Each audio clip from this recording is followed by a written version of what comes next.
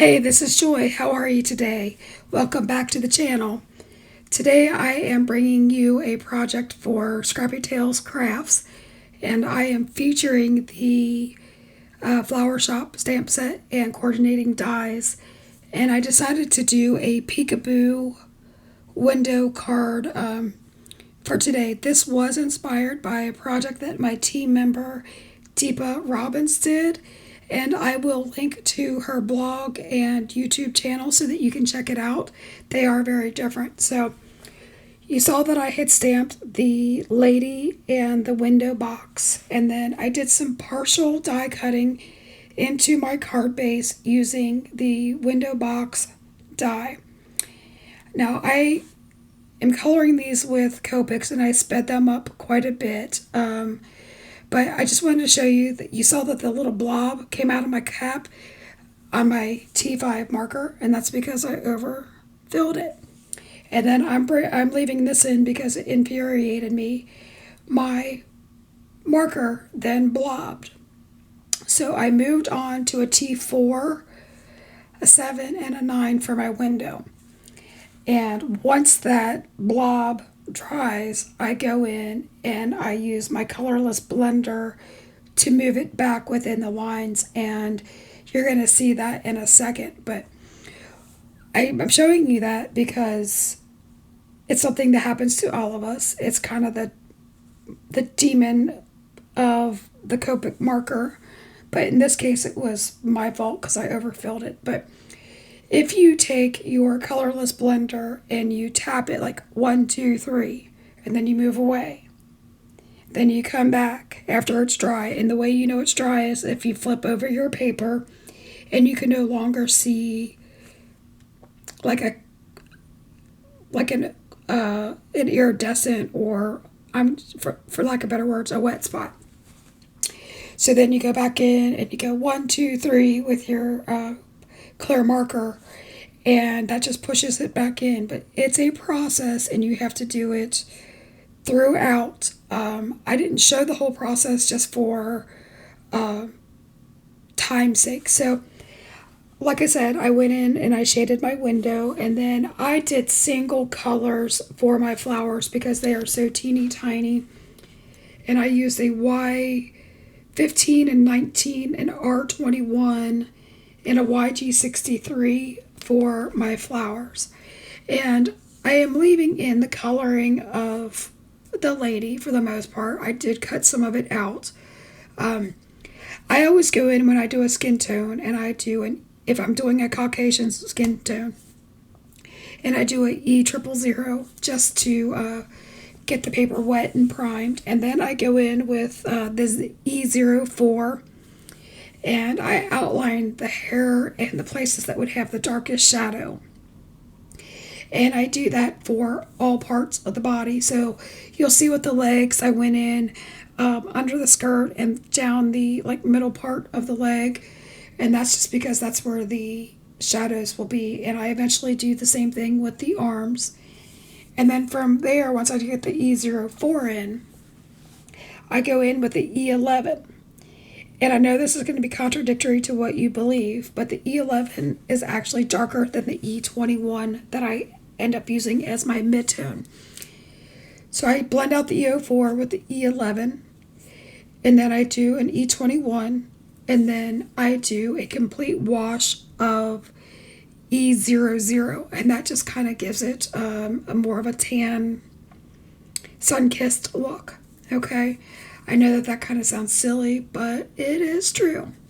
Then for the hair, I didn't spend a whole lot of time on it, but I used an E51, 53, 55, 57, and 59, and I just flicked in some colors where the shadows would be and where the bends of the hair are. But again, I didn't spend a lot of time because Our Lady is going to be on the inside of the card behind the window, and that comes into play. And I didn't mention for the cheeks, I always go in with an R21. I know it's really popular to use an R20, but I don't feel like that gives a lot of color. And the E21 just kind of gives a nice rosy cheek. And I flick those in from the jawline instead of doing the round, little cherry looking cheek because I think that looks very unnatural. So before I start coloring the skirt, I go in with an E51 just to map out where the paper bag of where the wrap for the flower goes. And then for the skirt, I do an R22, R21, and 20. So I stuck in those families. So now I'm coming in with my card base. And I'm working on the front of it. I used some masking tape to mask off the crease and part of it so I didn't go over that with my tumbled glass Distress Oxide. I am using a stencil from a color Full Life called Cloud Edger, and I just kind of spin that around to get the perfect little cloud base. I don't think you can really scrap a cloud. You just need to leave a lot of white space so that you get the illusion of a sky and of a cloud, right? So I'm coming in with my last layer of tumbled glass here. And then I have to decide what I want to do. Do I want to use like a stencil or even one of Sabrina's grass dyes? And I chose simplicity today, I'm not going to lie. But you could go as technical as you want with this, but I just came in with Distress Oxide in the color of Mowed Lawn with a blending brush, and I went heavier at the bottom, and then I kind of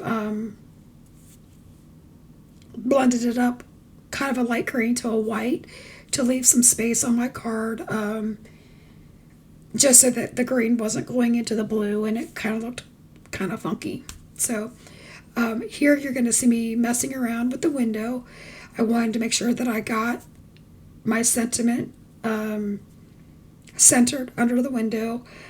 And I made sure not to glue my window down before stamping because I would add an extra layer. So I'm coming in with VersaFine Clair Nocturne ink. That is my favorite sentiment ink. And I'm using my ink smusher to get a good impression, which you always do with the VersaFine Clair. And I put that down, and then you'll see me lining up the window just to make sure that it works. I know that's silly, but wanted to do that. And the reason it's staying in place is because I did the partial die cutting in the beginning. So I take my Barely Art glue and I glue down the window, and then I put the lady behind it and I get her framed in the window so that you can see her face and you can see her holding the flowers. And I think this would be a perfect Mother's Day card, but I chose it to be a friendship card. And then I just glued her down, like very carefully, lifting up her legs, lifting up her head, so I don't lose my placement. I know that sounds a little meticulous, but I tend to mess everything up if I don't do that kind of stuff. So I think she turned out absolutely amazing, but something was missing. And one thing that Sabrina always says is that if you add acetate, it takes your card up to the next level and it looks more professional.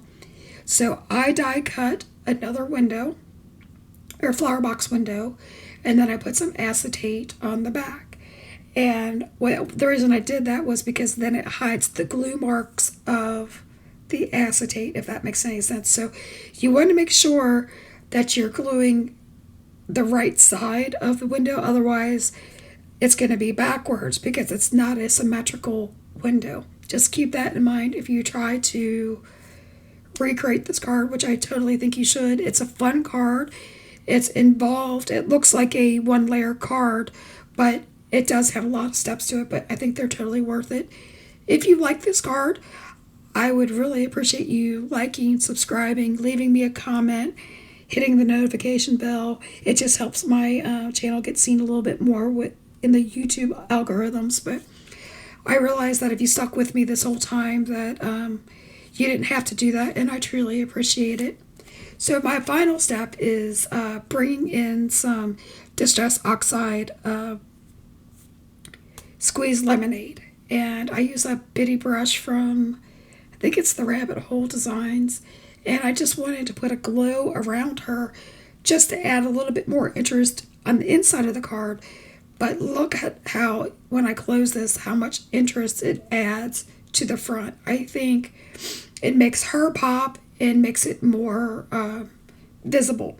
So I am very glad I brought that ink in. I think it was a very necessary step. And again, try to give this a try. And again, thank you so much for sticking it out with me. Here are some of the final pictures of my project. And until next time, keep crafting. See you and bye-bye. Take care.